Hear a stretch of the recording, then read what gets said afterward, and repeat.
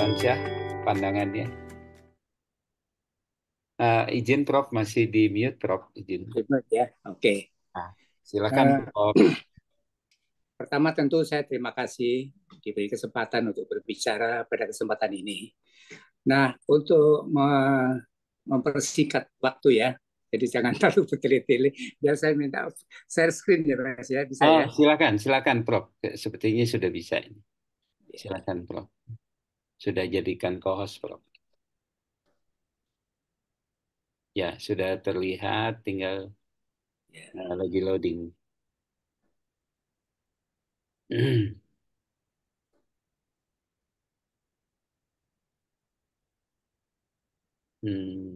Filenya belum. Nah, sudah Prof.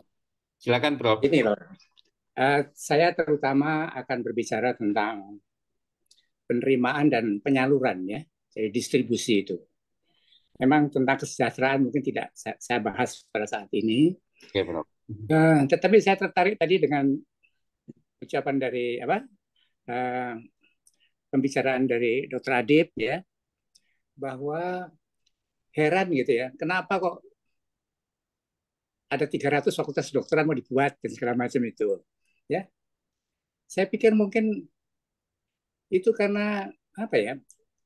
Apa bertanya-tanya kita kemudian, apa itu asal bunyi gitu ya? Apa itu dihitung gitu ya? Nah, mungkin karena organisasi profesi itu memang tidak diajak rundingan gitu ya selama ini akhir-akhir ini ya. Jadi kembali saya tekankan bahwa sebenarnya organisasi profesi itu partner dari pemerintah ya. Jadi sama sekali tidak disinggung itu. Itu yang menjadi kegawatan pada akhir-akhir ini kan partnership itu. Ya, partnership itu hilang gitu ya. Malah mau dihancurkan itu peran organisasi profesi. Itu sayang sekali menurut saya. Justru karena organisasi profesi itu sangat spesifik, jadi perlu menjadi partner dari pemerintah ya, yang pada umumnya itu melayani umum ya, secara general bukan secara spesifik. Jadi begini, ini cerita ini sebenarnya bermula waktu saya di Belanda, waktu saya sekolah di situ, lama berselang 50 tahun yang lalu. Itu saya mendengar bahwa pendidikan spesialis bedah saraf dan dokter gigi itu sudah ditutup. Loh, terus saya bilang, loh ada teman saya dari Surabaya yang sedang belajar bedah saraf di Belanda ini. Oh iya, kalau dari luar negeri boleh, tapi untuk dalam negeri sudah nggak boleh. Oh, jadi mengapa kok bisa begitu? Nah, ini jadi pikiran pada waktu itu ya cuma begitu aja. Baru akhir-akhir ini saya mikir itu mesti dihitung. Ya, kalau nggak dihitung, bagaimana tahu bahwa ini harus ditutup dan tidak ditutup? Jadi memang jumlah dan penyebaran dari dokter itu perlu dihitung, gitu ya. Jadi saya mencoba untuk menghitungnya sehingga kita punya pedoman. Sebenarnya berapa sih yang dibutuhkan oleh rakyat itu? Ya, jadi dibutuhkan. Jadi berdasarkan kebutuhan. Ya. Nah, saya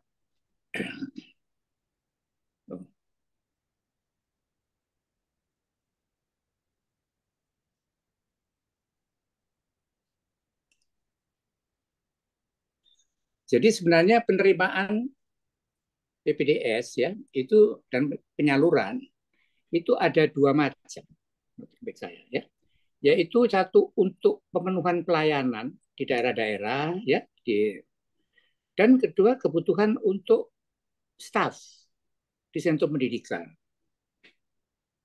ya. Nah, menurut hemat saya bahwa baik penerimaan maupun penyaluran itu harus dilakukan oleh kolegium karena dia yang melakukan dia adalah pelaksana daripada pendidikan ini. Dekan dan rektor yang dulu berperan besar, menurut saya jangan lagi gitu, ya. Dia hanya sebagai pendukung boleh, tapi tidak menentukan gitu.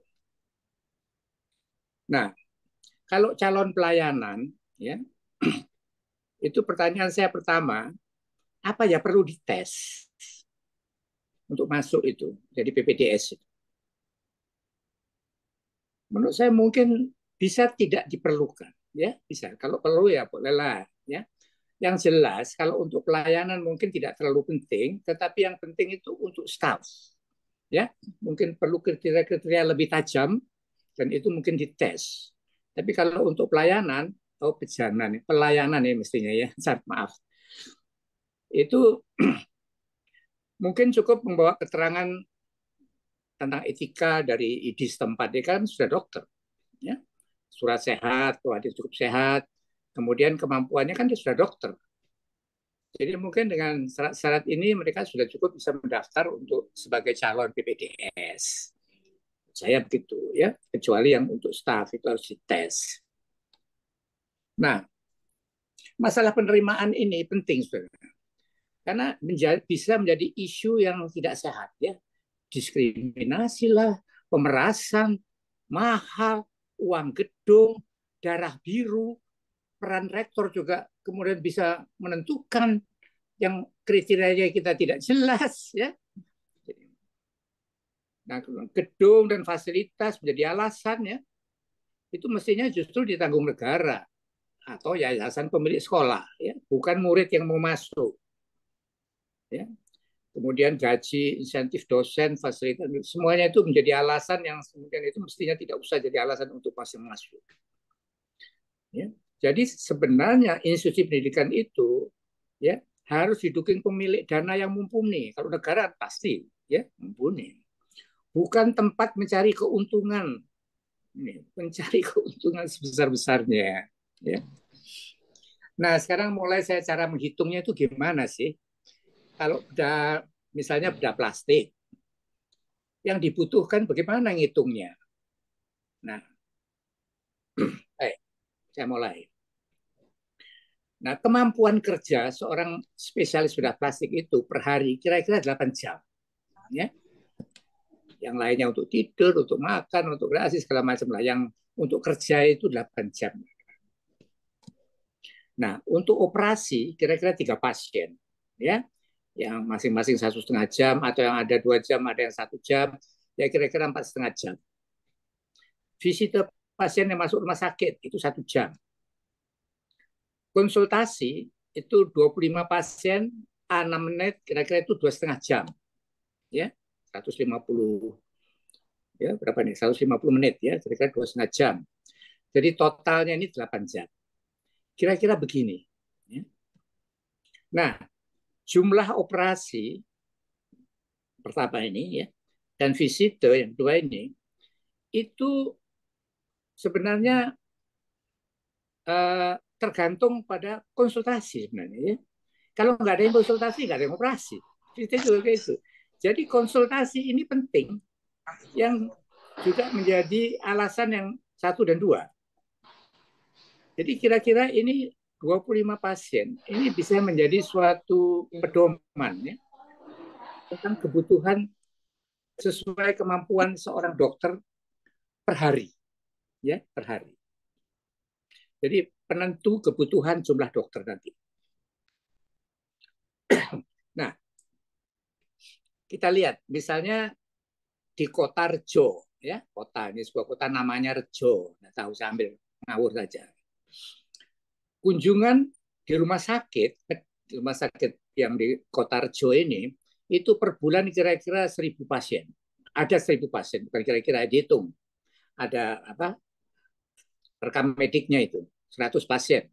Jadi rata-rata itu dibagi 20, kira-kira 50 pasien per hari. Nah, kunjungan di tempat praktek dokter bedah plastik itu per bulan ada 500 pasien. Jadi per hari rata-rata 25 pasien. Total ini ada 75 pasien per hari. Nah, kalau satu dokter tadi itu, satu dokter bedah plastik itu kemampuannya 25 pasien, jadi kebutuhan dokter spesialis bedah plastik di Kota Rejo itu 75, begitu 3 dokter spesialis bedah plastik. Ya, ada 3 yang diperlukan. Jadi sederhana sebenarnya, ya, sederhana. Ngitungnya itu sederhana sekali. Dan ini memang saya ambil 1 bulan, bukan 1 hari, tapi bikin rata-rata supaya loh,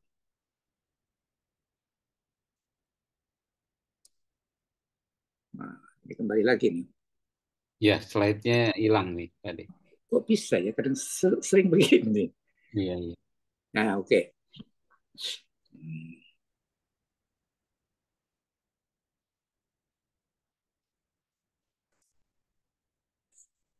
Jadi menurut saya, cara menghitung kebutuhan berdasarkan kunjungan pasien itu lebih real daripada menghitung per jumlah penduduk.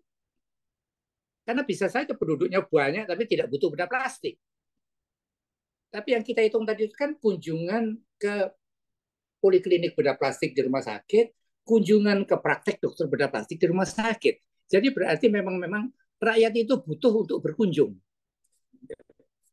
Nah, ketentuan perhitungan seperti itu tentu akan berubah, bisa berubah dengan budaya masyarakat, misalnya ya, sudah suka dokter, suka bedah plastik, misalnya gitu.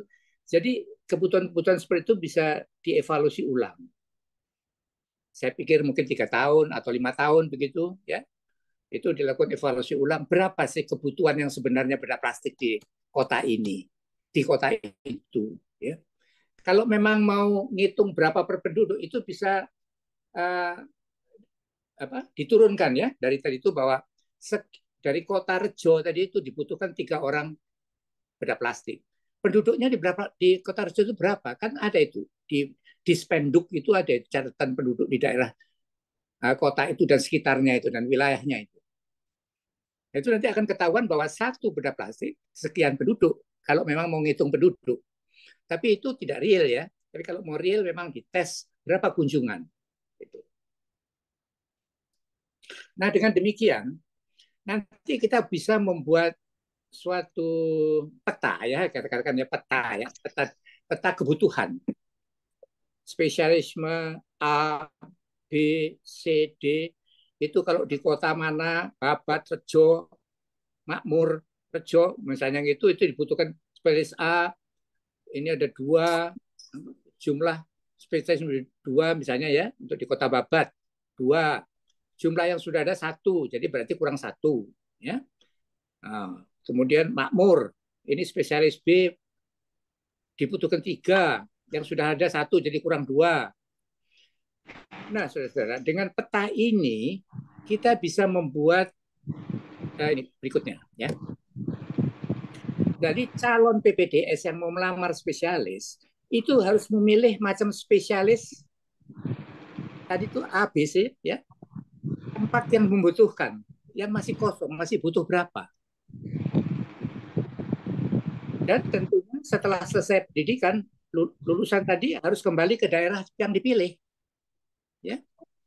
Nah, itu sesuai dengan rencana pemerintah ya.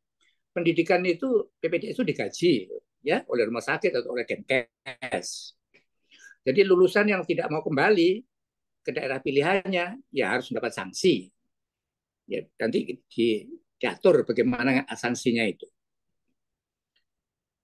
Nah, perikutan PPDS ini ya dan penempatan itu dilakukan secara sentral berarti ya secara sentral. Calon PPDS hanya bisa diterima bila memilih tempat yang luang dan itu terbuka ya ada open to public itu bisa diakses dengan komputer. Ya. Ada badan pengawas sistem karena ini suatu sistem jadi harus ada pengawas ya untuk juga tempat pengaduan agar tidak ada penyalahgunaan wewenang.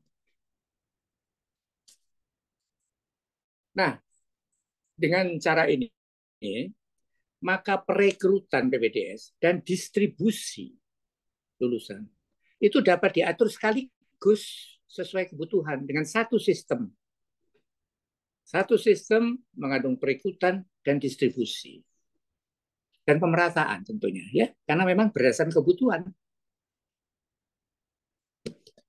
Nah, seperti yang terjadi di Belanda itu ya, kita bisa lakukan moratorium, artinya penghentian sementara, ya. Apabila kebutuhan jumlah dokter spesialis telah mencukupi, maka program studi itu harus dihentikan supaya tidak ada overproduksi, ya. spesialis, dan nanti mungkin kalau dibicarakan dokter umum ke dokter umum, ini kita bicarakan dokter spesialis dulu ya, sama kira-kira hampir sama nanti itu, pola pikirnya sama. Jadi itu untuk menghindari rebutan lahan dan pengangguran, ya, menambah pengangguran intelektual itu nanti ya. Jadi kita bisa melakukan moratorium, dan kalau memang kurang lagi, ternyata kurang lagi, ya buka lagi pendidikan itu, seperti yang di Belanda yang saya ceritakan permulaan tadi. Ya, kalau ternyata spesialis bedah saraf di sana sudah kurang, ya dibuka lagi pendidikan untuk negaranya, gitu. Nah, itulah tadi ya. Saya juga baca mungkin apa sumbernya agak berbeda ya. Saya baca itu katanya WHO itu negara itu cukup kalau 2,1 dokter untuk 1.000 penduduk. Tadi 1.000. Satu dokter untuk 1.000 penduduk. Kalau saya baca kok 2,1. Kalau di Belanda itu katanya sekarang ini 3,7 dokter untuk 1.000 penduduk. Di Jerman juga sekitar itu 3,9 atau apa begitu. Ya. Tapi di Eropa Barat itu sekitar 3 gitu.